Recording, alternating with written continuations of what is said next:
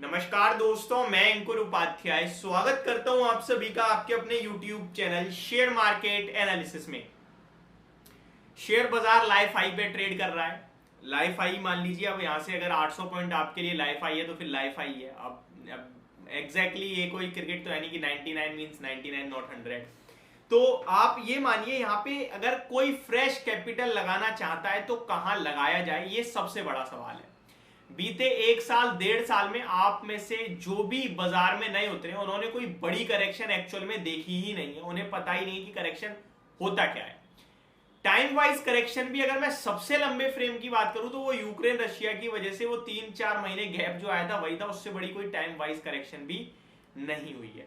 Last बड़ी और दर्दनाक करेक्शन जो थी वो थी आपकी कोविड में कोरोना वाली। इससे ज्यादा कुछ भी नहीं टूटा बाजार।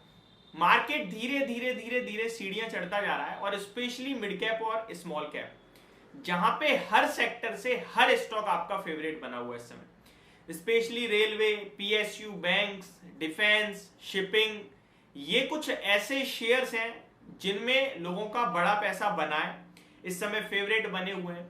और हर मार्केट की तेजी में, हर बुल रन में ना एक चीज कॉमन होती है, कोई ना कोई नया सेक्टर, नई थीम निकल के आती है। लेकिन इस बार कोई एक पर्टिकुलर सेक्टर नहीं आया, इस बार मल्टीपल सेक्टर आए, मल्टीपल थीम्स आई।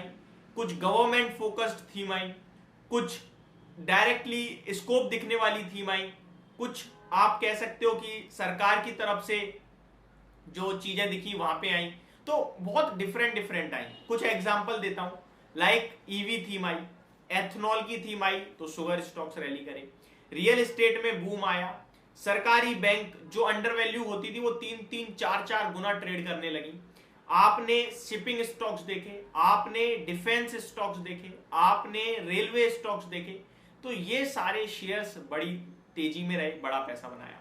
लेकिन अगर अभी मैं किसी से बोलूं कि भाई आप फ्रेश कैपिटल लेके आ रहे हो मार्केट में, कहां लगाओगे, तो ये अपने आप में एक बड़ा सवाल है। ऐसे में जो नहीं हुआ वो मैं आपको बताना चाहता हूं। जो नहीं हुआ वो ये, लार्ज कैप में जिन्हें हम बिग डैडी कहते हैं, जाइंट कहते हैं, वो बिल्कुल भी नहीं चले। आप फोकस कीजिए। अब वो क्यों नहीं चले ये समझिए। आप और हम, रिटेल इन्वेस्टर क्या प्रेफर करता है? रिटेल इन्वेस्टर प्रेफर करता है मिड कैप, स्मॉल कैप। इसीलिए तो पैसा नहीं बनता था रिटेल का। आप 2 साल पहले की तेजी देखिए, कभी भी मार्केट तो ऐसा नहीं है ना पहली बार भगा है। मार्केट तो आपका अर्श से, फर्श से कहीं ना कहीं ऊपर ही गया है ना। एक समय पे सेंसेक्स आपका 1000, 2000, 10,000, 20,000, आज 60-70,000 पे है। तो ये धीरे धीरे ऊपर ही आया है ना। ऐसा तो है नहीं पहली बार डायरेक्ट 0 से 70,000 हो गया, 65,000 हो गया, ऐसा तो नहीं है ना। तो जो पहले की तेजी थी उसमें हमेशा रिटेल कैटेगरी क्यों कहती थी यार हमारा तो पैसा ही नहीं बनता?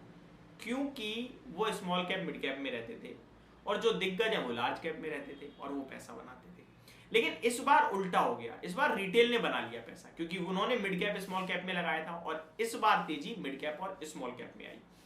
अब यहां से आगे की जर्नी कैसे तय करनी है, देखिए कुछ इंपॉर्टेंट पैरामीटर्स पे बताना चाहूंगा आपको।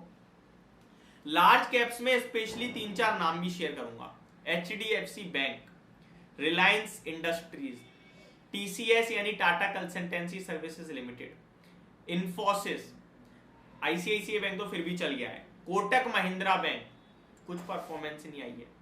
ये दिग्गज कंपनियां हैं जिन्होंने निवेशकों को पैसा बना के नहीं दिया है। वेटेज लिस्ट में जाओगे ना तो रिलायंस का सबसे हाईएस्ट मिलेगा, एचडीएफसी का मिलेगा, इंफोसिस का मिलेगा, टीसीएस का भी आ जाएगा टॉप 5 में। तो इन शेयर्स ने पैसा नहीं बनाया जो सबसे ज्यादा वेटेज रखते हैं। क्यों नहीं बनाया पता है आपको? क्योंकि एफआईआईज बीते 2 सालों से बेचते ही जा रहे हैं और उनके पास क्या है? उनके पास यही तो है, लार्ज कैप शेयर जो वो बेच रहे हैं और उनकी बिकवाली से मार्केट पे कोई फर्क नहीं पड़ रहा। क्यों? क्योंकि रिटेल और डीआईआईज खरीद रहे हैं। ये क्या खरीद रहे हैं? ये मिड कैप और स्मॉल कैप खरीद रहे हैं। इसलिए मिड कैप और स्मॉल कैप भागते जा रहे हैं और large cap continue under perform कर रहे हैं, क्योंकि इन्हें लेने वाला कोई है नहीं और बेचने वाले एफआईआईज हैं। अब आगे की जर्नी क्या होगी वो समझने वाली बात है। आगे की जर्नी अगर हम प्रिडिक्ट करना चाहें, मैं अपना फ्रेश कैपिटल लगाना चाहूं, तो अगर मेरे को जल्दी पैसा बनाने की चाहत होगी तो मैं भी डेफिनेटली यही मिड कैप स्मॉल कैप में जाऊंगा। लेकिन अगर मैं देखूं 5 साल और 10 साल की, तो फिर मेरे को लगेगा यार मेरे को पोर्टफोलियो डाइवर्सिफाइड करनी चाहिए, जहां पे मेरे लिए अब रिलायंस 2300 रुपए पे क्या ही खराब लगेगा, क्या ही इससे ज्यादा चाहिए होगा किसी को। अब आपके लिए टीसीएस 3200-3400 रुपए पे क्या ही खराब लगेगा। आपके लार्ज कैप में केमिकल्स में एसआरएफ 2200-2300 पे क्या ही खराब लगेगा, आपका एशियन पेंट 3000 में क्या ही खराब लगेगा, एचडीएफसी बैंक बीते 2 सालों में कुछ नहीं कर रहा और ग्रोथ कंटिन्यू बनी हुई है, तो वो क्या ही खराब लगेगा 1450-1500 में। तो मैं इनमें फोकस करूंगा। वहीं अगर मेरे को जल्दी पैसा बनाओ तो मैं रेलवे देखूंगा, चार्ट बहुत अच्छे हैं, ऑर्डर बुक बहुत स्ट्रॉन्ग है, ग्रोथ मोमेंटम है, G20 में रेलवे कॉरिडोर की बात चल रही है, डिफेंस में आए दिन नए ऑर्डर्स आ रहे हैं, हर कंट्री अपने आप को मजबूत करना चाहती है। एथेनॉल में सरकार का फोकस है, पेट्रोल में एथेनॉल ब्लेंड करो और पेट्रोल पे डिपेंडेंसी कम करो। रियल एस्टेट में लाइव बूम चल रहा है। अगर मैं वहीं ईवी की बात करूं, इलेक्ट्रिक व्हीकल्स की, तो गवर्नमेंट कह रही है 2030 तक हर साल 30 से 50% की ग्रोथ ईवी सेक्टर में है। तो ये सारी तो मेरे को शॉर्ट टर्म में थीम दिख रही है ना क्लियरली।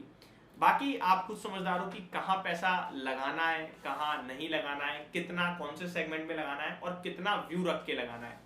ये कुछ इंपॉर्टेंट सवाल है निवेशकों के लिए जो पैसा लगाने से पहले जरूर सोचने चाहिए, क्योंकि मार्केट में अगर करेक्शन आएगी तो इतना भी जरूर है कि मिड कैप और स्मॉल कैप में बड़ी आएगी। और अभी करंट सिचुएशन ऐसी है जहां पे आपके लिए कोई लंबी तेजी के लिए ट्रिगर नहीं है और लंबी गिरावट के लिए ट्रिगर नहीं है। एक ही ट्रिगर है, वो है इलेक्शन। दिवाली से पहले बाजार में अच्छी तेजी चल रही है, प्री दिवाली रैली भी कह रहे हैं ऐसे कुछ लोग, और दिवाली के बाद मार्केट में मंथली एक्सपायरी आ रही है। और बीते 3 महीने का जो अभी आपके पास डेटा है वो यही कह रहा है कि हर एक्सपायरी पे बाजार टूटता है। तो इस बार सीवियर गिरावट होगी क्या, ये भी दिमाग में कहीं ना कहीं कुछ लोगों के तो चल रहा होगा। इन सबको देखते हुए पोजीशन थोड़ी हल्की रखें, पैसा हाथ में रखें ताकि गिरावट में खरीद सकें, ना कि फिर यही को यार पैसा होता तो सही रहता। ये सारी चीजें बस आपके साथ शेयर करना चाहूंगा। होप आपको पूरी वीडियो समझ में आई होगी। Thank you so much for watching this video. Have a great day guys.